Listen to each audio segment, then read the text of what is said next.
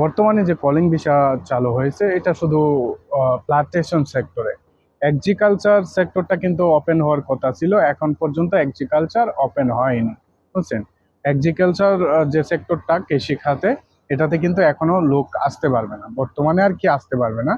এটা যদি আমরা ধারণা করে বলি যে ভাই কবে নাগাদ খুলতে পারে, এটা অ্যাকচুয়ালি বলা সম্ভব না।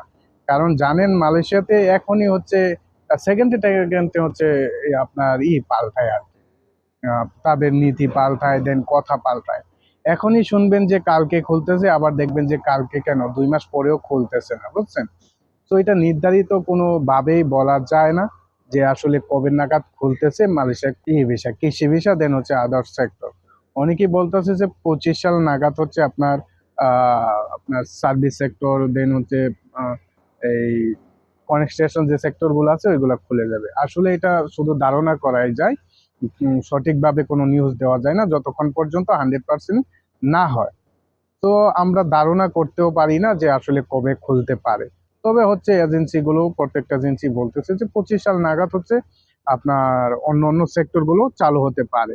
কারণ মালয়েশিয়ার যতক্ষণ চাহিদা আছে প্লাম বাগানে বা প্লান্টেশনে, ততক্ষণ পর্যন্ত হচ্ছে অন্য কোনো সেক্টরে লোক নিবে না, এটা 100%, বুঝছেন। তো আমাদের বাঙালিদের ক্ষেত্রে হচ্ছে এরকমটাই হয়। আহ কিচ্ছু করার নাই, বুঝছেন, একটা খুললে তো আরেকটা খুলে না, বুঝছেন। বা কোনো দিক দিয়েই আমরা হচ্ছে 100%টা পাই না, বুঝছেন। তো এই কারণে হচ্ছে এটা বলা পসিবল না। আর হচ্ছে আপনারা যারা শুধু প্লান্টেশনে আসতে চান, অবশ্যই স্বপ্নহীনের সাথে যোগাযোগ করতে পারেন। এটা নির্দ্বিধায় এখন পর্যন্ত বর্তমানে যেটা আমরা হচ্ছে প্রায় 30,000 মাইগ্রেন্ট ঢুকছে আমাদের। তো এই ক্ষেত্রে হচ্ছে অতি দ্রুতই হচ্ছে আমরাও কাজ স্টার্ট করব ইনশাল্লাহ। যারা হচ্ছে ফাইল দিতে চান আমাদের মাধ্যমে, দ্রুতই দিতে পারেন, কোনো সমস্যা নেই। আমি যেখানে হচ্ছে দেখতে পাচ্ছেন ভিডিও করতেছি, আমি মূলত এখানেই থাকি। বর্তমানে আমি এখানেই আছি। এটা হচ্ছে নীলাই এরিয়া, বান্ডারিস থেকে। তো আর বাংলাদেশে আমার অফিস আছে, সমস্যা নেই। আপনি যদি আমার হোয়াটসঅ্যাপে কন্ট্যাক্ট করেন সব ডিটেলস পেয়ে যাবেন ইনশাল্লাহ।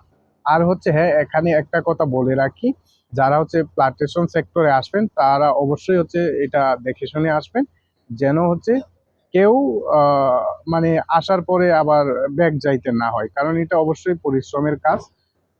তার মানে এই না যে একদমই আপনার করা পসিবল না।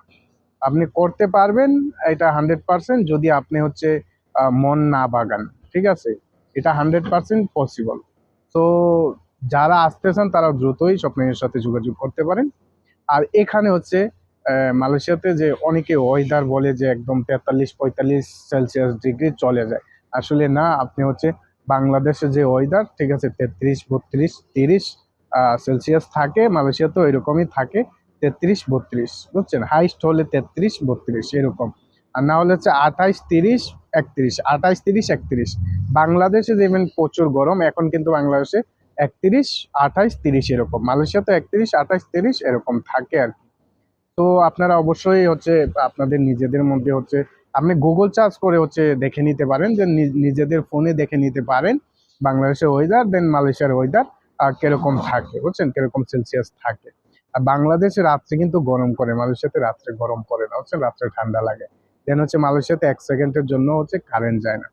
আর ভিডিওটা এই পর্যন্তই ছিল, সবাই ভালো থাকবেন, আসসালামু আলাইকুম।